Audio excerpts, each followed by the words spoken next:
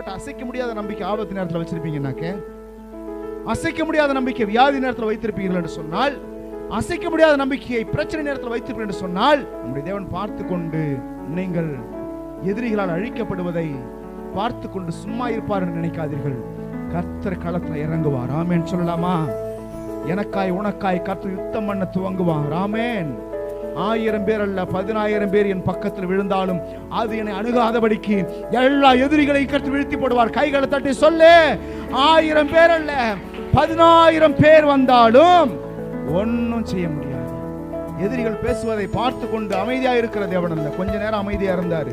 நான் என்ன பேசுவேன்னு பார்க்க அமைதியா இருந்தாரு. என் நம்பிக்கையை சோதித்துக் கொண்டு அமர்ந்திருந்தாரு.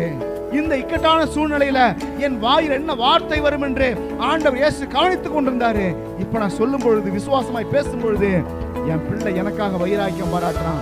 அவனை காப்பாற்ற வேண்டும்.